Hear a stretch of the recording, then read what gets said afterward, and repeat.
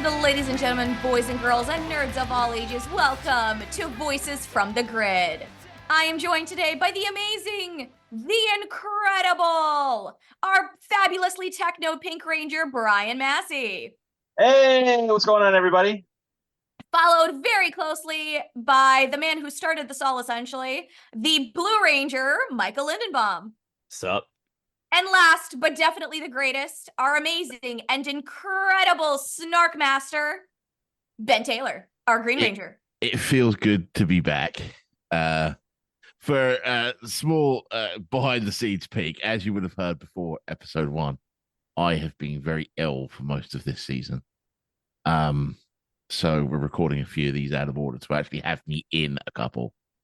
And we're glad to have you back. Yeah. Woke up this morning feeling great.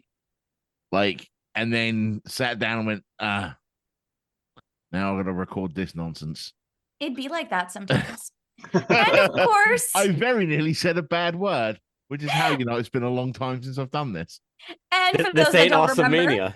and for those that don't remember, I am Sasha Kaplan, the Internal Red Ranger, and today we are discussing the passing of the torch, a 2-part episode that transitioned cast members for the first time in mass since Trini, Zach, and Jason left the show. This is the first time since that moment that we've had multiple characters leaving the show at the same time. So the first question, guys, right off the gate is, what is going on behind the scenes? Why is 95% of the cast leaving? I know the answer to this, but our listeners, I should say, not viewers, might not. So let's get into it. Yeah. I know the answer to this because I've talked to 2 people directly involved with it. Go on then. Spill that tea. So Wendy Lee, who is the voice of Scorpina, was also one of the executive producers who helped bring Power Rangers to America. And she was in the behind the scenes of the show at the time. And apparently, and this is where it's going to conflict, because the other person I talked to was Johnny Young Bosch. So for what Wendy said is that there were apparently contract negotiations. They failed, so they decided to then bring in a different new cast members. But according to Johnny, him and the others found out through a casting call, not for the sake of contract negotiations. So there's actually mixed messages. And of course, the thing with Wendy Lee is actually up on the X75 Productions YouTube page, because I interviewed her at DerpyCon of 2022, which is when I found out that information, or that side of the story on that. So the part of this that I had heard was that Jason David Frank had been kind of done with Power Rangers at this point. He wanted to leave the show. And the story that If was only he had gone away all by earlier. himself. He was barely in this season anyway. So Right, but my point is, he said he wanted to quote unquote leave the show and then just didn't, kept coming back. Well, he left for a pretty long time, considering after Turbo, we don't see him until Dino Thunder. So, it's like he should have just stayed gone. Fair. So the story was that, I guess that, I think it was Linkara or someone else had circulated, was that JDF wanted to leave the show, and they were basically just like, screw it, let's bring in a new cast. But it sounds like the issue at the end of the day was contract negotiations. And they didn't even have the guts to tell the actors, hey, by the way, you're fired. So those two things can be the same. That's true, yeah. It is very possible and probably likely that when JDF made up his mind to leave, rather than just tell the others that they wanted to move on, that certain company made contract negotiations untenable. Yeah. On purpose. Yeah. Seems like a lot of effort instead of just firing people. But yeah, I get Yeah, that. I wouldn't put it past corporate to do that. Because if I remember right, I think it was a few weeks later at Twin Cities, which is when, because I think a fan in the audience asked Johnny about the whole Turbo thing. And that's when he said, we found out through casting. So it's yeah, I wouldn't be surprised if JDF could have been a catalyst that started all of it. But it's actually interesting because when you rewatch the two-parter, and we'll get into the nitty-gritty of like, is this a good two-parter? Is this a bad two-parter? All that jazz.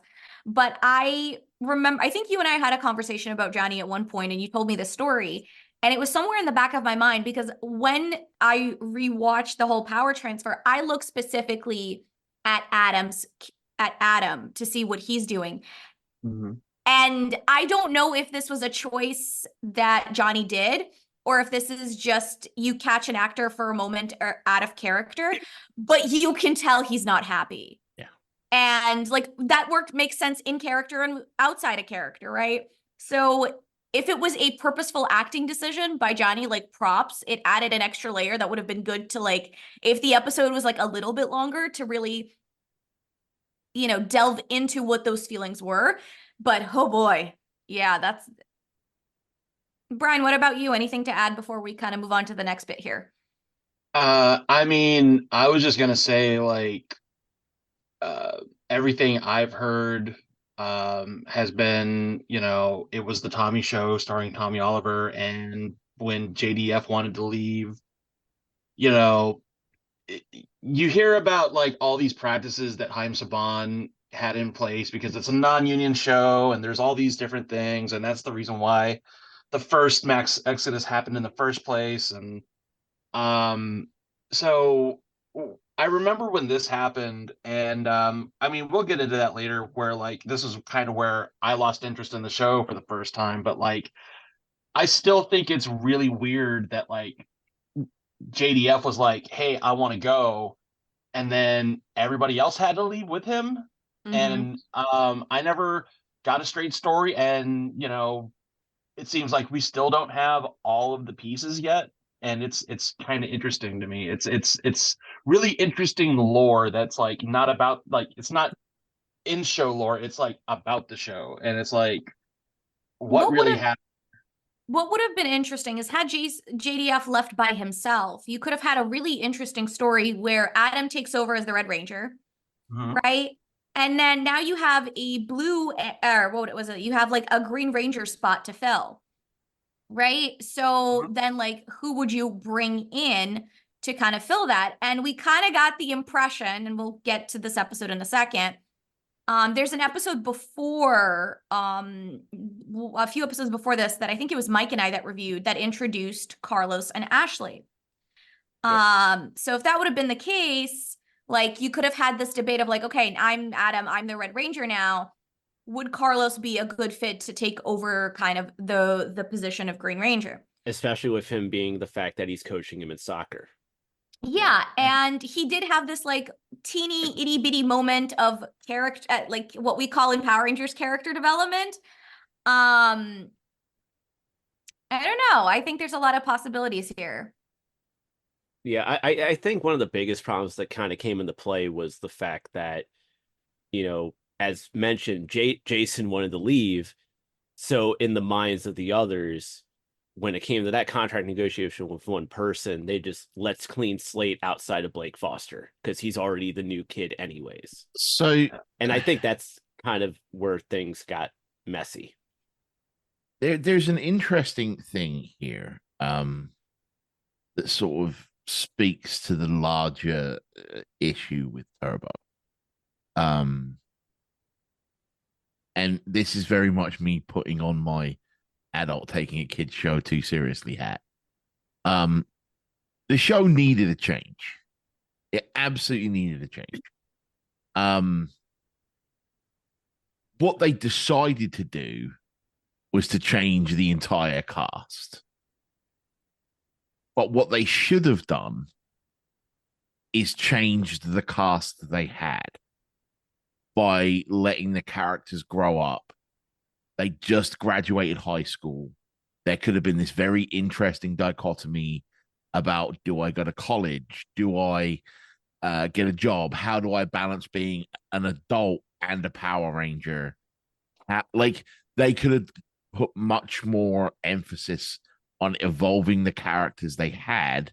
That's way too much rather- effort for a kid show. Exactly. Rather than flat out replacing the cast that they have with new And- characters. And I completely agree with you, Ben. And I think I think that would have been a really interesting way to go. And it almost feels like when we get, the new blood in, it's like we're going back to like they're in high school again, and it feels like a step back rather than trying to evolve the characters and like put them in situations where they're trying to figure out adulthood, like you said. And that was one of the big things that kind of irked me, where it was like I'm starting over again. It's like, so I don't know. I was not a fan of that. I think this is like Ben said, and I think you covered a lot of the issues with Turbo in your musings from the grid write-up, which if you guys don't know about those, they are awesome. Go read them. Thank you. There were a few issues with the show becoming the Tommy show, as Brian had said earlier as well. But no, go ahead. This season, not so much, right? Yeah, exactly. Because it didn't dawn on. Now, I'm going to be very honest with our listening audience. Having not been on most of the episodes, while I have in solidarity been watching Turbo with my companions, I may not have been watching it as closely as they were, and just having it on in the background while I'm doing other things. As long as you're prepared to go for the pizza episode, that's really all that matters. Best episode ever. We'll get there. But the point being, I didn't realize how obvious it was when I first watched through Turbo, those 3 and a bit years ago. How obvious it is that Jason David Frank is pretty much never around the other cast. Yep. And I didn't realize how obvious it was until I started this watch through. So it's still the Tommy show in the way that, like, we have an example later in this episode where 4 Power Rangers are fighting Piranatrons and can't win, and then Tommy shows up and shoots them with a gun, which all of the other Rangers actually have and just didn't use. Yeah. But there's in Turbo, there is very much a noticeable lack of Tommy on screen as Jason David Frank, and I'm enjoying it. Like, it's funny because I don't miss him. Like, I notice he's gone, but I don't miss him. And one of the things that I think I pointed out with the episodes that I reviewed with Mike and Brian was that there are times where like Tommy just kind of shows up and saves them, like you said, where like he didn't need to. But there's also really good episodes where like it's obviously don't need him, and the show still functions well without him. But despite our feelings about Tommy as a character, he was very popular. So it's possible that his absence in the greater scheme of the show also helped kind of, turn people off. But I think now is a great segue to actually start talking about what happens in this episode. So, to kind of give a brief summary, we're introduced to 2 new characters we've never met before named TJ and Cassie. While also we have Tanya and Adam and Justin going camping or something, and Tommy and Kat are on their way to the power chamber. There's something going on that's like they're all going camping. Oh yeah, so they're going to join them at camping, and Tommy and Kat are getting there late because for some reason, out of nowhere in this episode, they suddenly discover this thing where Tommy is always late. Even though he's been an absolute model student for 4 years, and it has never been mentioned before. No, there was an episode about Jason being late before, or Tommy being late before. It was like in Zio or something. Whatever. Or yeah. The point being, they make it sound like every single time they do anything, Tommy is always late. Like, they literally at one point, I think it's Tanya says Tommy was born late. And I'm like, Sure, What? we'll go with that. It's fine. It's his last episode. It doesn't matter. Like, Okay, where does this come from? doesn't So matter. so Tommy and Catherine are just late getting to the campsite, which is why they're driving alone. So let me read the little synopsis here from Uh-huh. Ranger Wiki so that we actually get the whole scheme. So visited by her mother, Mama D, Divatox is inspired to take down the Power Rangers by removing their leader.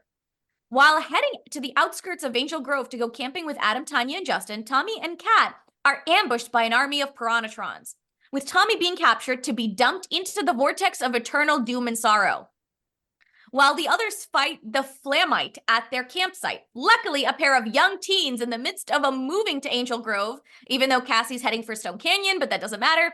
TJ and Cassie spot the disturbance and come to the Rangers' aid. As TJ and Cassie head off to rescue Tommy, Flamite plans to burn down Angel Grove.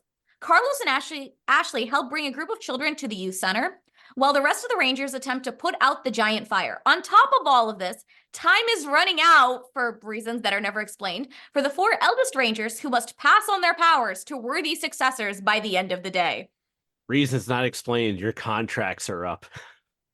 Well, no, it's not even that. It's a but- countdown to Zordon getting there, basically. Right, but like, okay, I understand the Zordon cameo is important, but like, you could have done a cutesy little, like, I guess it's so the other Rangers know Zordon exists. Brian? We'll get to it. We'll get to it. Okay, so I guess let me go back here to my question. Let's start with Diva Talks. Yes, please. What are our thoughts on her plan, the way everything unfolds, her mom just like randomly being like, hey, you're like my most useless child, get on with this and kill the Red Ranger. You would think Dimitra would be her most useless child. Diva Talks is adopted, remember? So there's a line in this where Mama D, which What a name. Don't think about it too hard.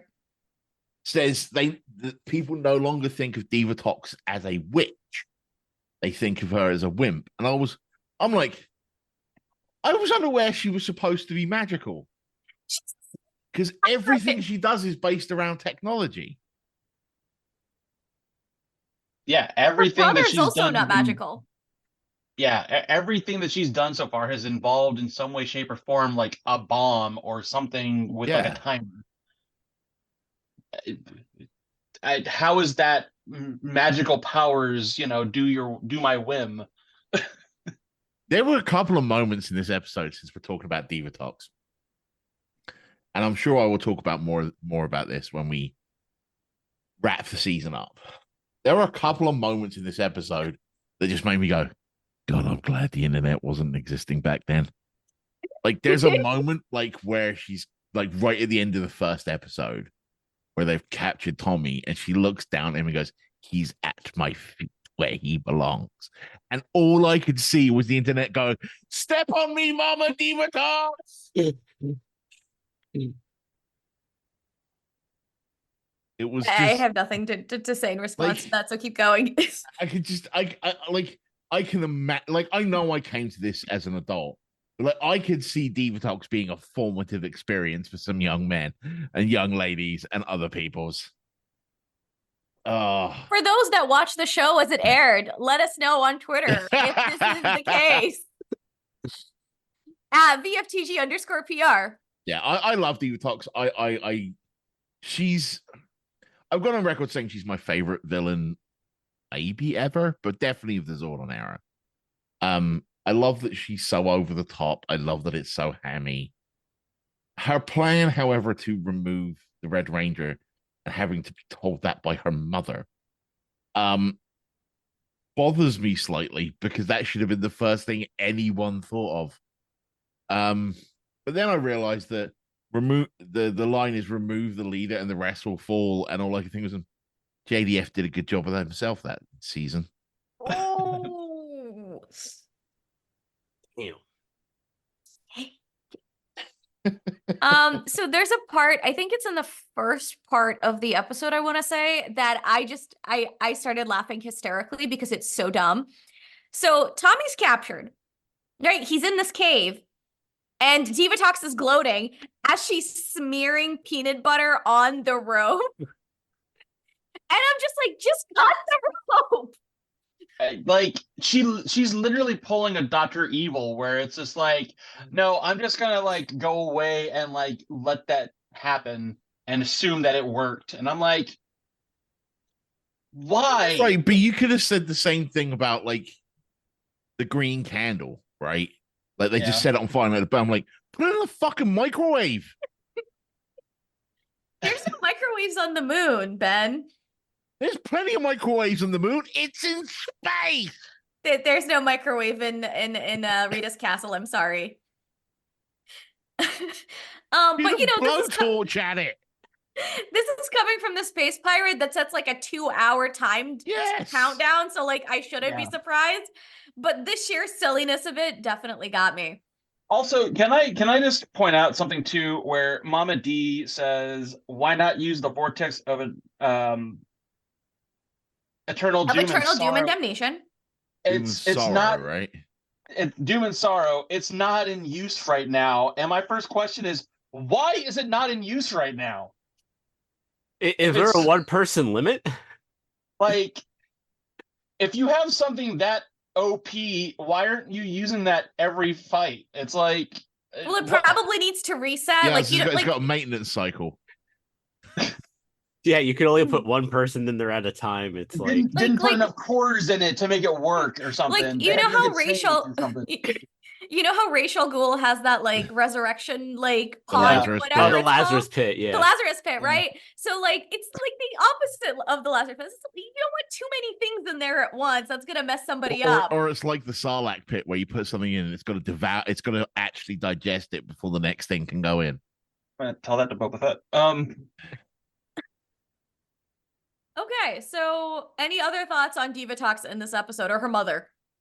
I just have to say there's a great moment in the beginning of the episode when Mama D pops up and like obviously Divatox is in bed and she has the eye thing on, but after her mom's done talking, she doesn't move up her eye, like whatever it's called. I don't know what it is. But an eye mask? Yeah, an eye mask. She doesn't move it up, but yet somehow you're able to see her eyes start moving. It kind of had so she's got an eye drawn on one side, and the other side is just like she opens it and it flicks up. And she starts looking around. It's quite fun. Yeah, it's kind of funny how that played out. It's kind of like the Spider-Man lenses from like the MCU where like they just kind of flip open. Yeah. And I thought that was kind of cool. But other than that, one of the big parts of this story, of this 2-parter, is this question of passing the torch, right? So Carlos and Ashley were, well, okay, it's like a half-ass thought at the sprinkled in there as we focus on rescuing Tommy. But the point is, a good chunk of this episode is spent on establishing these 2 new characters, TJ and Cassie. So from the beginning episode, what are your first impressions of these 2 characters and their introduction? And do you think they should have been chosen as Rangers? Cassie can't sing. Yeah, right. That was my first note. Yeah, literally my first note too. I think that's everybody's first note. It's like, I'm going to sing. It's like, girl, don't. No. That's your first note.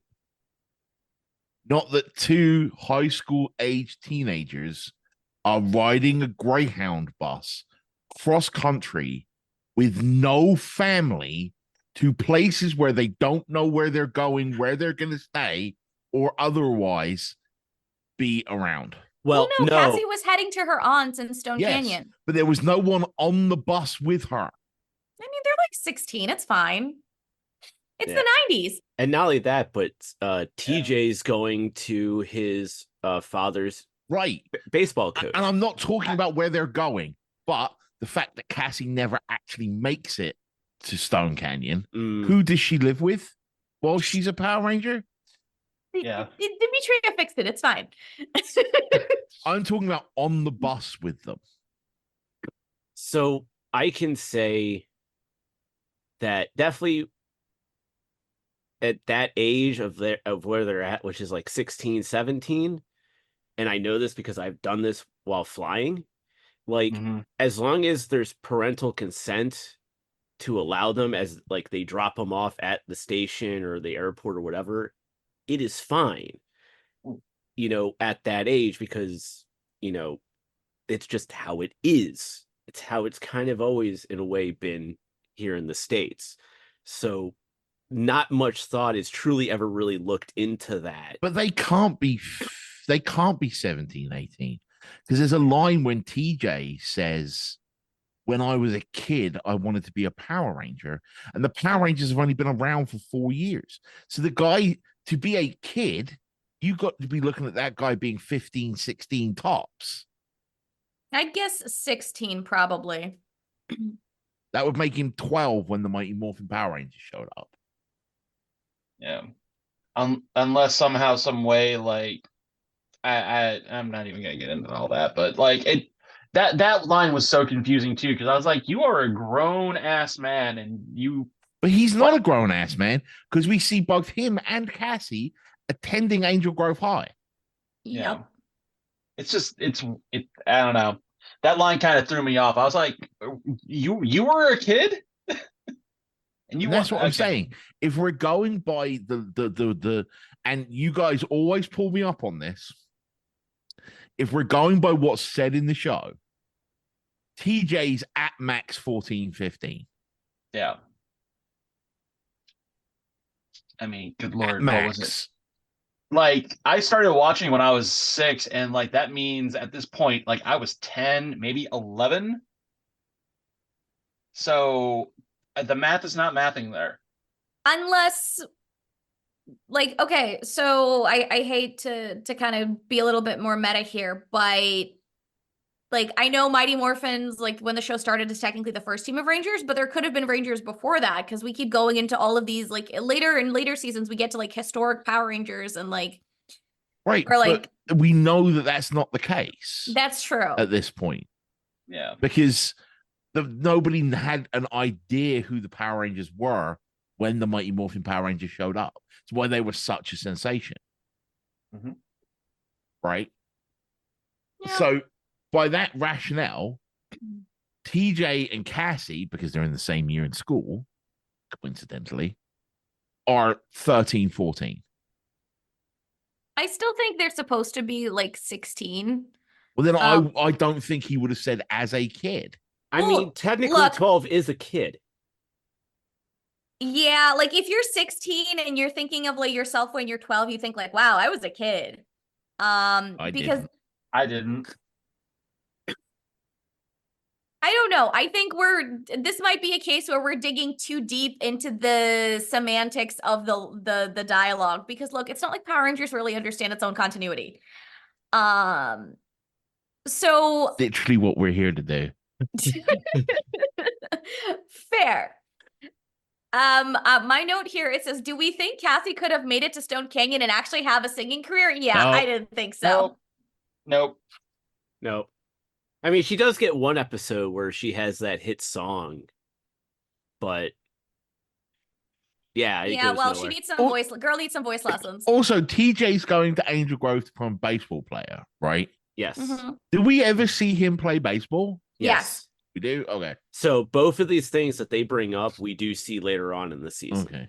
Yes. Well, that's good. Oh, one thing we forgot to mention about Divatox and her mother, there's apparently a pirate eye patch factory, and that is a very important thing for all of you to know about. Okay. Okay. So throughout this episode, we see TJ really taking on what we will come to know as this leadership role, right? He doesn't hesitate to essentially go into danger to help someone. And Cassie kind of goes back and forth because she's like, I'm just gonna go get my suitcase and go now. Like, this is not safe. There's a moment where right after she gets off the bus and she's supposed to be struggling across the street with this suitcase. She's got it like both hands and she just yeets it into a bush and you never see it again. Well, she couldn't remember which bush it was. So let's talk about, we'll get to like Ashley and Carlos in a little bit as well. But Do you guys want to talk about Carlos and Ashley, or you want to talk about pacing first? Well, this since we're introducing the new Rangers, let's do Carlos and Ashley, right? Okay. And then we'll talk about whether they should actually have been Rangers later. The people that they were shipping right off the bat. I will take ships that never became canon for 100. Anya and Adam. That's ships that never became canon for 200. Yeah. Trini and okay. Billy. Anyway, let's talk about Ashley and Carlos. Whereas like we see a little bit less of them in this episode compared to TJ and Cassie, but I think that's part of the course because Carlos and Ashley were introduced, I think like an episode or two beforehand, in an episode about, I guess, Carlos and the value of teamwork. So I guess Ben already technically asked the question. Collectively, what do you think about these two other characters? And are these guys, like, we've never really had them poach for Rangers before. So what do you guys think of these newcomers so far? Ignoring what we see from them later in the season, of course, just like purely off these 3 episodes, essentially. Yeah. I don't see a Ranger in Ashley at all, but in a way, and I could see why they're trying in the beginning to ship her with Carlos. Because in a way, in that episode where Carlos needed to learn about teamwork, she kind of acted as the moral compass for him. Yeah. So, like, I could see that's being a key reason why she's one of the people that they focused on bringing in as one of the next Rangers, because she could play that moral compass for the team and stuff like that. Whereas Carlos is the guy who can be a little bit more, brash in a way, because you always have at least one in the team that needs to learn the value of teamwork and becomes over time a better team player and stuff like that. So it's like so I could see it from those dynamics. I hear you. But let me ask you a question. How does Tanya know any of this? See, I'm gonna get to that. I'm 100% gonna get to that. All right, go for it, Ben. Everything, and pardon me skipping to a conclusion for a moment, but a lot of the issues with this is they're trying to do it in such a short time frame, right? Yes.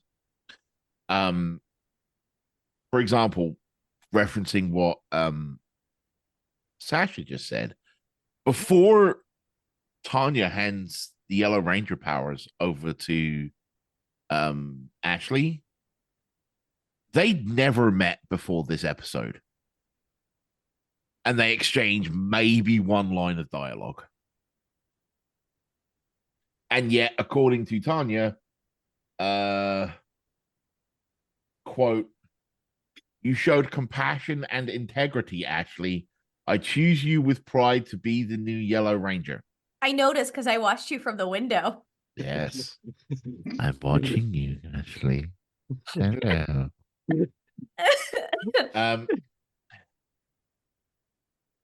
It just Love how this is went totally Silence of the Lambs right there. Hello, Clarice. I learned this from watching Rita. I'm going to enter your Megazord. I'm just kidding. Oh my god. But yeah, one of the things Power Rangers had done fairly well up to this point was write characters out, with the exception of Aisha, maybe, right?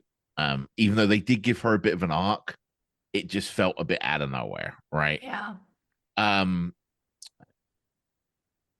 But if you look at like the 2 or 3 episodes they spent recruiting Rocky, Adam, and Aisha, if you look at the extended arc we got to hand over from Kimberly to Catherine, they may not have been done under the most ideal of circumstances, especially in the 3-parter with Rocky, Adam, and Aisha, with the fact that the original Rangers weren't even on set, right? They'd at least done a fairly good job. Rocky, he at least happened in a movie. But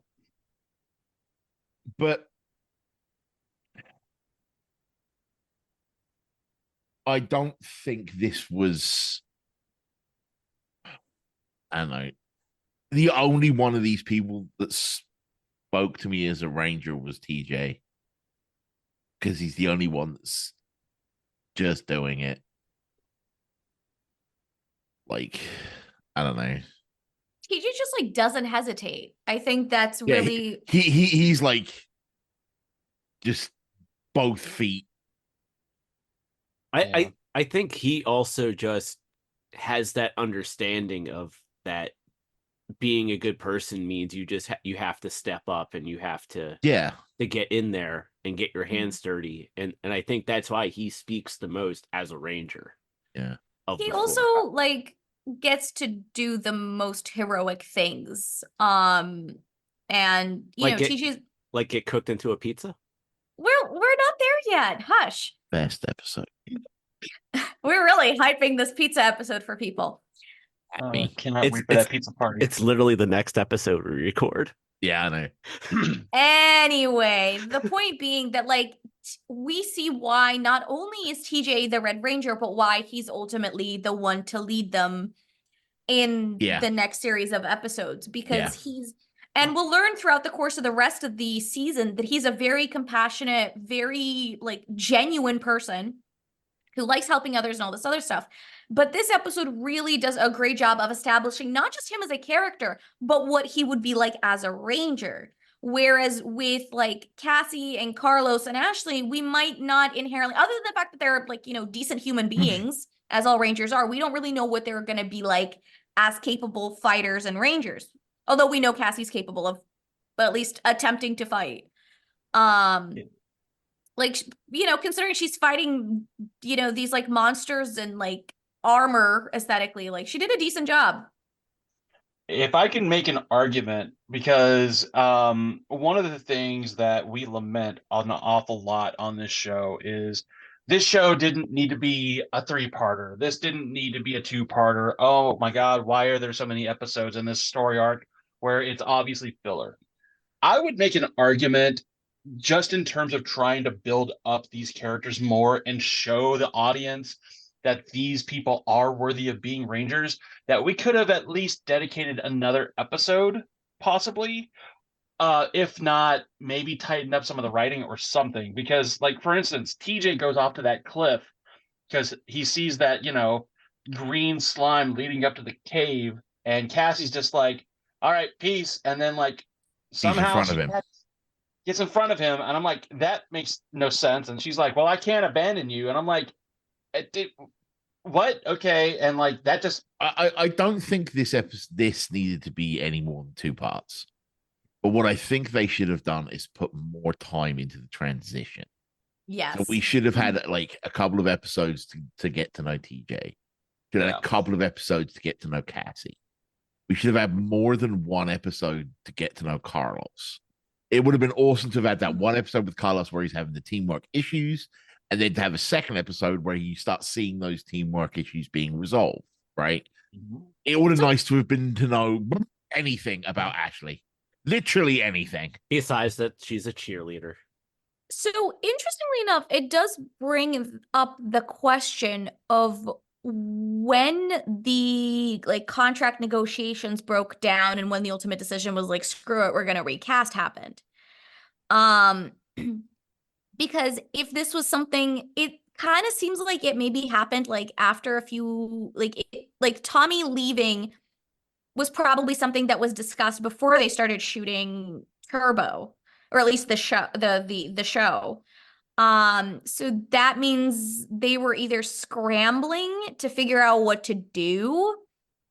Because the first few episodes I thought of the season did a great job of showing like the characters by themselves and their jobs and you know what they're doing post high school sort of. And then there's like this pivot, I guess. So I don't know, maybe they wanted to test out a few episodes without Tommy first and see how it worked.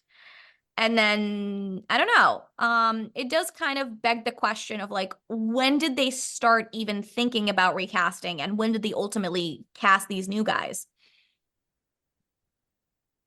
Because it seems like it was all done with some haste. Because if this had been planned, if they had time to plan it, right?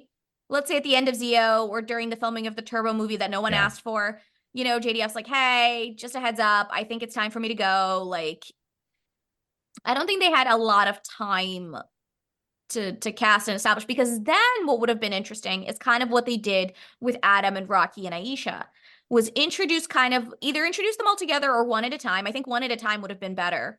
Yeah. Give them like 1 or 2 episodes where like it's either a little bit focused more on them, or it's a matter of them working with one of the other Ranger cast members, or you know, kind of build them up a little bit so that by the time they're chosen, it's like the Z06 Ranger arc that didn't go anywhere, right? There are all of those like red herrings. Like this would have been like, oh, because there's room in some of the episodes. Like there's that one where Justin is dealing with bullies or something.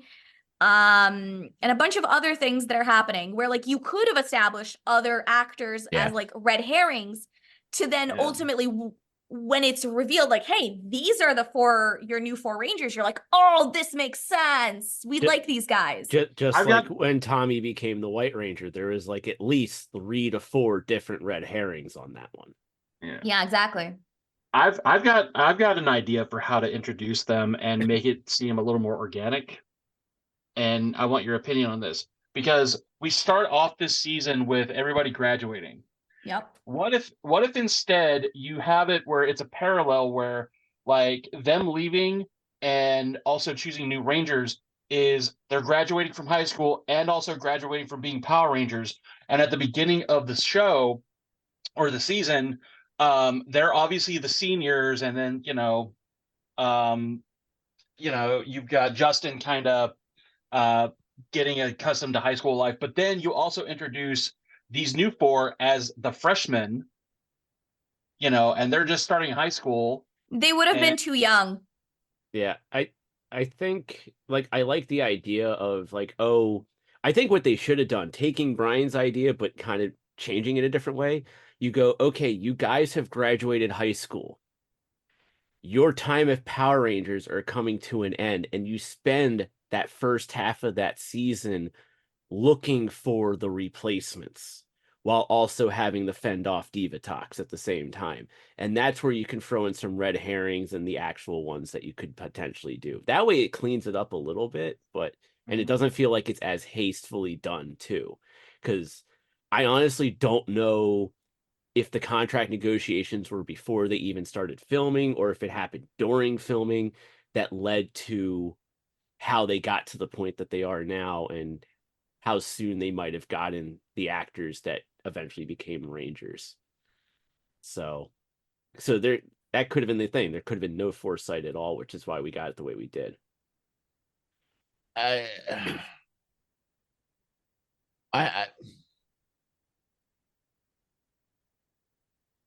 one of my most fundamental issues with this episode is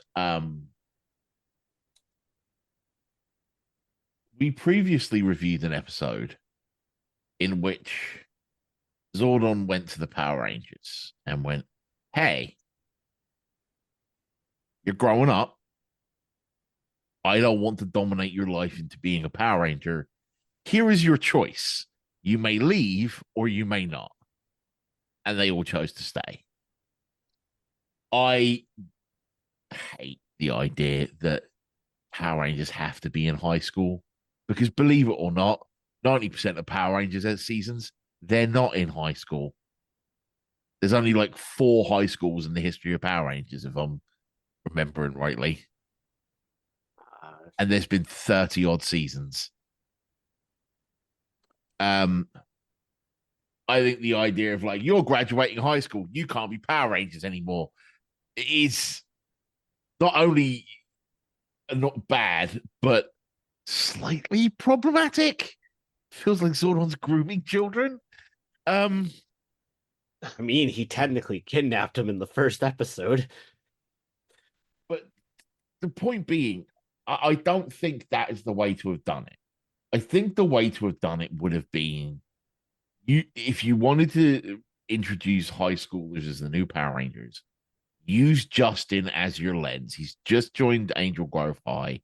They've graduated, so they wouldn't know the new classmen.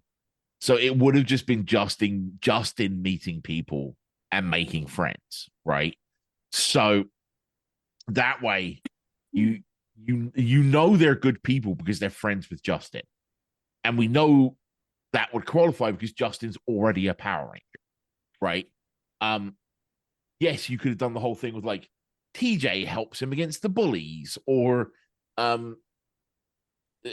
Cassie transfers in and they hit it off on day one, and she gets in problems with Piranatrons, does a good job defending herself, but is ultimately saved by Power Rangers. It also would have been interesting kind of going off Justin lens of like having these new friends while also having these Power Ranger responsibilities and feeling like he's lying to his new friends. And, you know, essentially having these like two friend groups that he's constantly floating between and being like, I don't know what, like, so yeah, I think that would have been really fun. You could have Adam introduce him to Carlos if like Justin wanted to learn soccer. Well, I was just about to say the only thing I wouldn't change out of all that would be the Adam Carlos connection because of the fact that because of what happens in his space. Yeah, not just that, but because the way we're introduced to Carlos is Adam is his coach. Yes, exactly. So, and that's why I wouldn't change that dynamic. And then you could have had Ashley be like needing help. What would have been great is Ashley needing help and like Justin offering to tutor her. You know what actually would have been interesting a little bit was to kind of, so like we don't necessarily know which colors they would be. Like if Cassie's so interested in being a singer, she could have been like, that's how Justin could have introduced her to Tanya, being like, hey, here's Cassie. She's doing some voice lessons, hopefully. Here is, we love you, Cassie. We do. You know, she's interested in doing some music. Like Tanya, you have some, like you have this and this experience, maybe like you would be a good connection. And so you start building that like, you know, connection with a different color, a ranger of a different, you know, suit color to kind of help. So like, you don't know, like, oh, okay, they're just friends. And you're like, oh, Cassie's going to be the Yellow Ranger now. And it's not, like, would have been fun. But okay. I think we talked quite a bit about our cast, and I'll leave it up to anything else that anybody wants to discuss in a bit. But I have one other question for you, because there's something really interesting that was introduced in this episode. Angel Grove does in fact have a military and a fire department, guys. Why now? And did they do anything to help? I think this might have been the episode that made me want Lightspeed Rescue. Valid. Like seriously. Valid. I believe it. Because I hadn't thought about it before. Where it's like, what if like firemen or rescue people were harassed by putties or planks or whatever, right?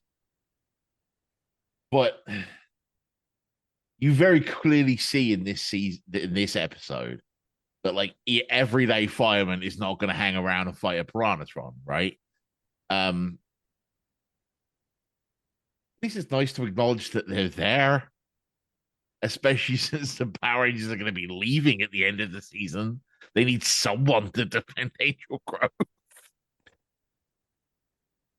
I guess my question is like, compared to ye average, like we've had far worse attacks by Rita, by Lord Zed, you know, even the Machine Empire. It's so funny to me that like this is the episode where we kind of have military personnel and firefighters, but it makes me think, and maybe this is a big stretch, that this is maybe hinting at kind of the more involvement of government things happening later with the whole Nasada thing.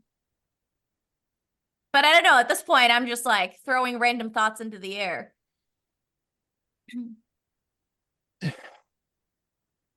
I mean, I feel like they were, I honestly don't know. I think if they had been there the whole time, it's like, where were you? Well, we Um, knew that they were there because we know they have a police force at least, That's Yeah. true. right? Yeah. well, yeah. Even if it is just a junior one and one of them goes on to own a goddamn juice bar. Well, Look, not no, everybody no. can There be a was cop forever. well, no. Vulcan There skull. we Keep it up. Vulcan skull. but no, we actually saw the actual police station when the Rangers were turned into kids. So we do know that there's Yeah. an actual legit police Yeah. station. We just don't see it ever again. So we know that these people have been present, but I don't think we've ever done. But yes, we haven't seen them in episodes and things, but I don't know. To see them in action is kind of a new thing. At least like the fire department and the military like that. Well, Yeah. it does like end up, I think, accidentally foreshadowing a couple things later. But Yeah. either way, it's a nice nod to know that they exist. So at this point, if anyone, I'm gonna open the floor. Those are the biggest questions that I had. So what are any other thoughts that you guys have about this two-parter that we haven't covered yet? Oh God, Mike has something. I love the moment you said I'm going to open the floor and Ben just goes like finger cracks like he's ready to say something. Rolling up the sleeves. He's like rolling up the Drum sleeves, roll, drum finger roll. crack, you know. Before we get into anything else, I do want to share at least two of the notes that I wrote, which were, oh yeah, right, Street Alpha.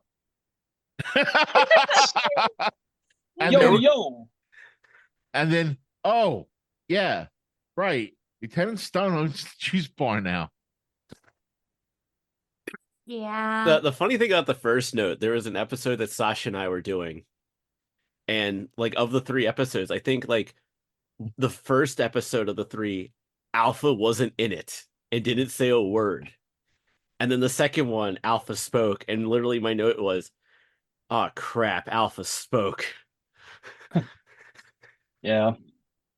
I think there's another thing I want to talk about the story that isn't the passing of the torch, which is the fighting with the Flamite monster. Where I'm fairly sure at some point every ranger drops their turbo key. Yeah. At which point I'm just like, and I've said this before on this show, why would you design something that's that important that can be dropped? Well, that's why they move on to, they go back to the wrist morphers literally right after this. Yeah. It's and then there's this whole fight where this Flamite monster is in a forest fighting Adam, Tanya, and Justin, breathing fire everywhere and not setting fire to things. Because Smokey the Bear has some magical powers, man. There's a kaiju fight I'd pay to see. Forget And Godzilla versus Kong. there's a moment where, like, there are 3 different moments in that Flamite fight where Justin is just dead. Like, the first time that the Flamite shows up, he runs right up behind Justin, doesn't say anything. Instead of just stabbing him in the back, jumps over him. There's another moment where he's got Justin pinned to a tree for 3 full minutes. Like, also, how does a car explosion knock Tommy down for so long? That man's fallen from Megazords. By the and power of exploded Sparky. of, like, There's a very simple explanation. yeah. Yeah. Just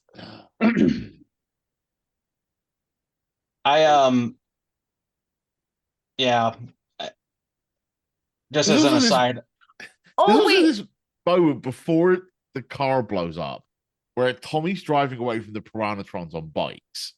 And right before he pushes Catherine out of the truck and then doesn't jump himself for some reason, just wants to throw a woman out of a moving vehicle for no apparent reason.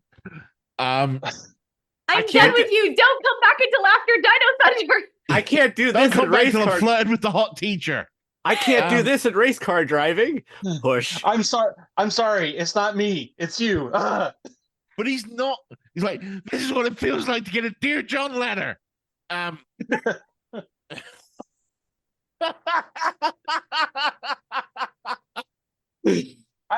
really wanted her to just be like Tommy come up to her, hey, are you okay? And she's just like, you threw me out of a moving car, you dick. It's fine. You have superpowers. That are soluble, as we found out in the movie. But there's this moment where he's driving and he's doing this thing where he's got to wiggle the car. He's wiggling the steering wheel backwards and forwards really quickly, and it's meant to look like he's swerving around things. But if you've ever done that in a car, it just makes you drive straight. Yeah. Mm-hmm. Because he's not doing like move. He's going move, and you just like go straight. Yep. Like It's literally every bad driving scene ever in Hollywood where it's just like, it's like, no, that's not how that works. I do have a random note here, and I have a question Yeah. about it. Because I don't remember if it was said in a previous episode or not, but there's this moment where Adam and Tanya are interacting as Rangers with Ashley and Carlos. Yep. And Tanya basically just says something to Ashley, and Ashley's like, yeah, I got this, and continues crawling the kids. Adam goes the extra mile and says Carlos's name, and Carlos doesn't blink. It's like, like my reaction is like, oh, a Ranger knows my name? What? That's so weird. Nope. Just keeps going. Yeah. Well, we talk about this quite a lot, right? Where the Rangers interact with people who they know they are, but don't recognize their voices. Well, I'm not even saying he needed to recognize him. Just no, but what I'm saying is like it's a somewhat given thing at this point that like the Rangers are somewhat omnipotent when it comes to knowledge. It's also really weird because in previous episodes, there were these moments where I think I reviewed those episodes with Brian where I'm like, they just said, let's morph, or we need to get to the command center when there's people within earshot. Mm-hmm. Yeah. I mean, to zap forward a little, Dino Fury, right? I know it's the most recent season, but it is an entire season where everything other than the Ranger stuff is about how the world is always online and filming everything with their phones. And at the beginning, they're told, don't let anyone know you're a Ranger. And then they just morph in the middle of the street. Yep. Yeah. Like, call the Ranger hotline. It's like, oh, wait, why are my pants ringing? It's like, dude, we know it's you. We saw you morph in the... Yeah. You know? Anyway. Anyways. There is another note I have here. And this is coming from the cynical part of me, the very cynical part of me, which was I remember thinking the first time I watched this when I was on Dubbo, I expected there to be a Cassie and TJ romance, because of the way they hit it off so quickly, but B, because I couldn't help but know that TJ and Cassie are very similar to Tommy and Catherine, and I just expected the writers to use the copy and paste function on their names.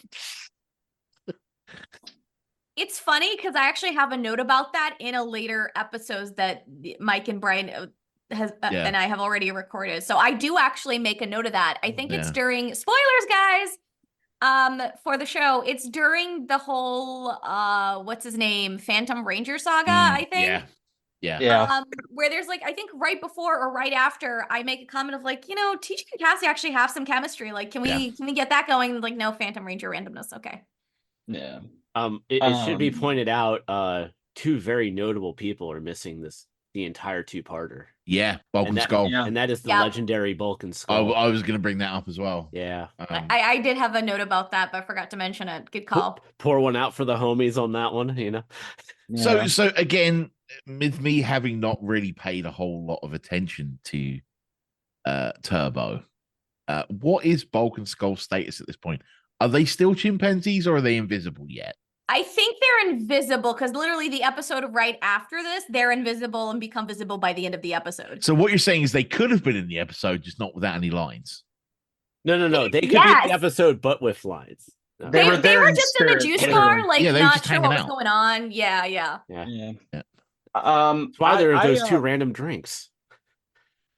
I also have a couple of just random notes too about this episode. Um, First and foremost, I think it's hilarious that the Rangers finally morph episode 2. We don't see any kind of morphing happening until episode 2, and they're trying to fight Flamite, and they use their power weapons, and it doesn't work because fire doesn't work against fire. So Adam just is like, "Wait a minute, I got an idea," and it just zooms in on the water bucket, and like I immediately thought of Team Fortress 2. It's like, this is a bucket, dear God, you know. And but I thought that was hilarious. That was like, yeah, obviously, pour some water on him, I guess. But I don't know. It's like And then Pokemon. You want to have the Squirtle go up against the Charmander. yeah,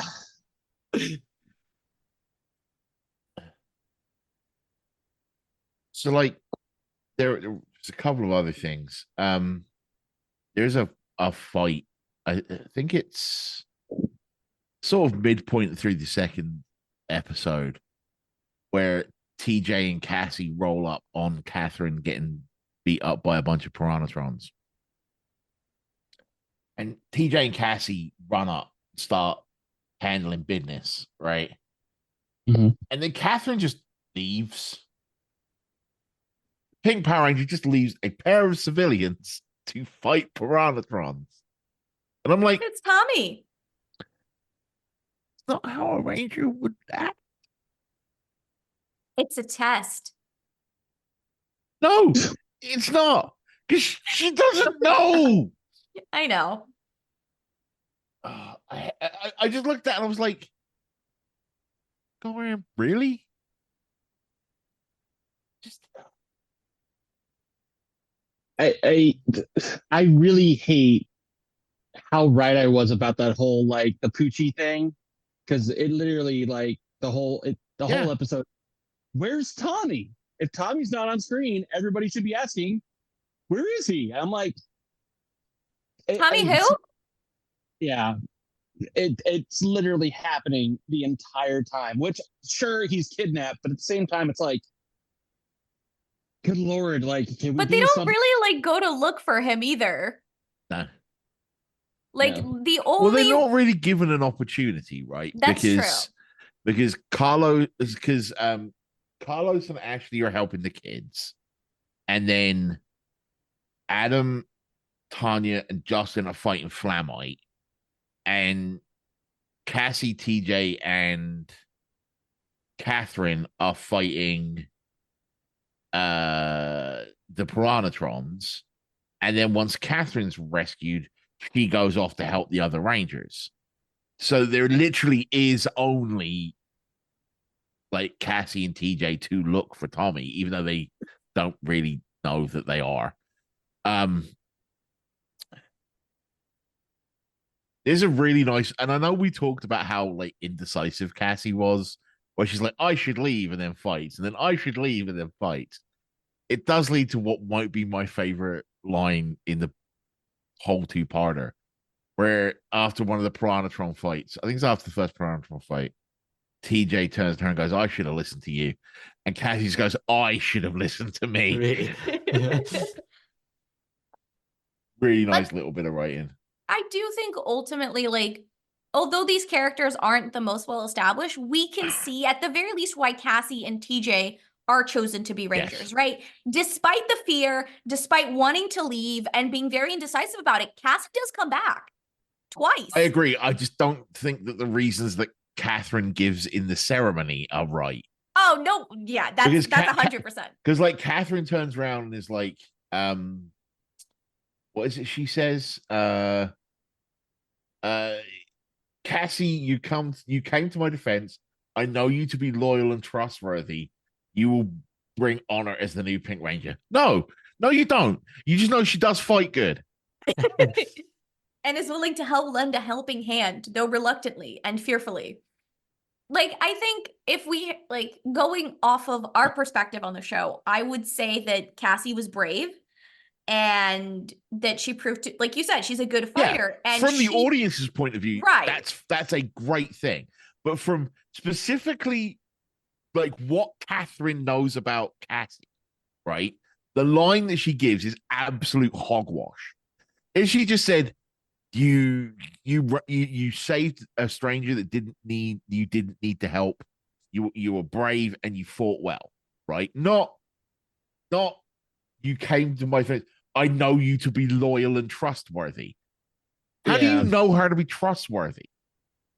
You interacted for literally 30 seconds. So, from the audience's point of view, we understand why Cassie is picked as a ranger, right? But we don't know, like, Catherine doesn't know any of the things that she says. And that's a problem with all of the handover lines, right? I wouldn't be standing if it wasn't here for you. Like, I wouldn't be here if it wasn't for you, TJ. If it weren't for your courage and strength. Okay, fair enough. That one makes sense because he saw TJ whoop some ass in the cave, right? You'll be the new Green Ranger, Carlos. You've proven yourself to be decisive, intelligent. When? Shown you to be a selfish, self-centered jock that wants to be the MVP of the soccer team. I've never seen any of the other stuff. Maybe be like you could argue selfless and willing to grow and commit to teamwork because he does ultimately do at the end of the episode. Also, fun fact, maybe Mike and Brian can correct me here because I don't know if this is true, but is this the first episode where Demetria doesn't speak in questions? Because I thought that happened a little bit earlier. I saw on the Ranger Wiki where it said that this is the first episode, but it feels like she's been doing that like way before that. I think it must have happened unless it's something. I think it's more of as of this episode, meaning part 2, she no longer speaks in questions, which means she speaks in questions in this one, and then moving further, she doesn't.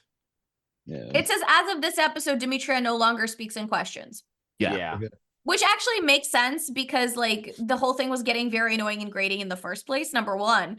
And number two, this is a new pair of Rangers. Her question, figure it out yourself nonsense isn't going to work with a brand new team of Green Rangers. I bet you that's why Zordon really returned, because he heard the complaints from from the HR team for the Power Rangers and Zordon was like, Demetria, cut the questioning crap. Just help them. We're here to do a review. Now we've had some complaints here in the HR department. Yeah. Yeah. Also, not that it really matters, but like there's like 0 to none Sentai footage in here. Whoop-de-doo. Just in case anybody's wondering. So I don't have anything to comment on about that. But yeah, I'm so happy that Demetria is just like not even like she's not even bothering with it now because that got so old so fast. Now, if they could just replace Alpha 6's voice. You gotta wait till the beginning of next season for that, bud. I'm sorry.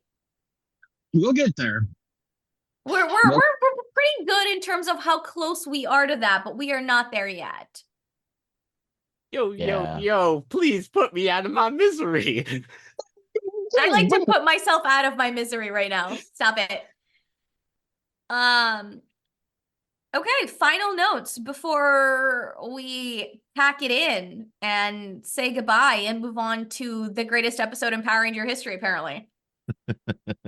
Not in listening order, at least in recording order. Adam, we shall miss you, our sweet, my gentle sweet knight, summer child. our knight in shining armor of Power Rangers, our sweet Adam.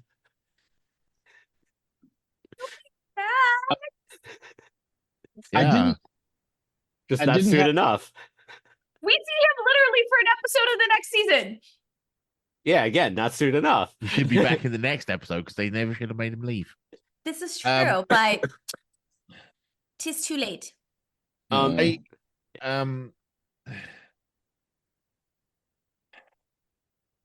think this might be the first time in Voices from the Grid history that we have petitioned for an arc to be longer. Um, Is which it I really? think, yeah, because all the others are like, this does need to be a two-parter. This doesn't need to be a three-parter. This shouldn't have been a two-parter. This could have been a one-part episode. And like, this is the first time I think we've ever like been like, we wanted this to be longer. Do like script better. Yes, Not the first time we've been script better, but um because it needed it. It just needed more time for these characters to cook and us to get used to them. it's fine doing the power transfer in like a 2 episode arc, but like getting to know the characters needed way more time. Yeah. And I think that is the ultimate takeaway from these 2 episodes. Yeah. Is that it's just yeah. I definitely think, especially like on the piggyback off that, like the only other one in case in point would be Nakia Burris's coming onto the show as Tanya, because she's a kid, you know nothing about her, and next thing you know, she's literally like playing baseball, she's a computer whiz, she's all this other stuff. You don't actually learn who the character really is and anything like that when she came in at the beginning of Zio. Yeah. Yeah. But There's also a point we talk about getting to know the characters, but there's also a non-zero amount of just transference, right? We have a character that likes to sing. We have a character that likes to play baseball. Those are both traits from an existing ranger. We have a character that likes to dress up nice and do sports. Those are both character traits from an existing ranger. Like, I don't know. I would like to have seen them like actually make new characters and not just transpose traits from the current rangers onto other people. look, they only have a set list of tropes that they know. Yeah. So they can't really deviate from that. Damn you, Because Saban. reasons. Yeah, because you gotta have like the sporty one, the girly girl, the slightly less of a girly girl that wears more pants than the other one, like things like that. Yeah. Yeah. Yeah. So It's a I shame though. true. So I think on that note, Brian, I think we should start with you. Where can the people find you on that thing, social media? You can find me on Twitter at One Drunk Geek.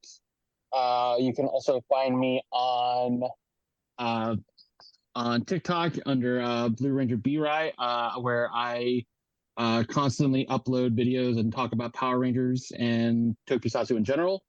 You can also find me on Instagram at Draken22. And yeah, you can find me pretty much all over the place. How about you, Mike? All right, Ben, what about you? Where are you on that social media? I'm having a mouthful of coffee. Sounds like a you problem. You can find me on Twitter At Bob T. Goldfish. and you can find me doing the video game thing with my good friend George Johnson over at Twitch.tv/321_TV. want to give a shout out to Jordan because you won't be hearing him this season. He's the guy that does the narrator voices for all our scripted intros. Since we're not having any this season, shout out to Jordan. Yeah, that's me. I don't have a whole lot of places you can find me really because I don't like interacting with people. Leave me alone. That's not true. I love it. You can find me over on Twitter at Geeky Kaplan with a K, and over on Threads at the comics. Oh my god, she didn't do the Billy Kaplan bit. Shush. You know what? Just for that, we're gonna start this again. Okay, you can find me over on Twitter at Geeky Kaplan. That is Kaplan with a K after the greatest superhero in the Marvel universe, Billy Kaplan. Shut up, Ben. Shut up, Mike. Word for word. And you can find me on Threads at the Comic Historian. Michael, what about you and the show? Where does that exist in the ether? That is the toxicity that is social media. Well, for the show itself, you can find Voices from the Grid on Twitter at VFTG_PR and click the Linktree link to find everywhere you can listen to the show. And then, of course, for me, you can find me on Twitter at the Lindenbaum75, Facebook at facebook.com/X75 Productions. And of course, everything's up on the website at txhthockey.com. For everything else there. I would do Twitch, but I haven't been on lately, so I'm not going to promote. All right. So with that, thank you for joining us as we welcome back Ben into the fold. And as we move on to the rest of the season, and hopefully you'll check us out on all of our wonderful social medias and go back through and listen to the podcast and check out Ben's musings from the Grid reviews for the Zordon era. They are awesome. My journey, I believe they're called. Yeah, it's called Ben's Journey through Power Rangers. Yeah. Thank you for that. I got up to like Ninja Steel? No, Ninja Storm. I was gonna say you didn't make it to Ninja Steel. You're still stuck on Megaforce from like watching it. No. Like writing, I started the Dino Thunder review, had lots to say about Tommy Oliver, and just short circuited and stopped writing. And Musings from the Grid is our supplemental podcast that we do. Yeah. All right, there we go. Questions answered. Thank you for joining us. Michael, take us out. Ben, take us out. I thought we were going to pause and talk about the exit. Go. So it has been good to get back into the recording of the Voices from the Grid, back into the fold. Just wish it had been with a little bit better of an episode. That being said, we will leave you, as we always do in these group episodes, or whenever I'm on, the words of the 16th President of the United States, Abraham Lincoln. Guys, gals, non-binary pals, and all those beyond that spectrum, please be excellent to each other. Party on, my friends. Right. And until our next more phenomenal episode, be sure to grab your turbo morphers and shift into turbo. And may the power protect you. Bulk and Skull were totally there at the juice bar.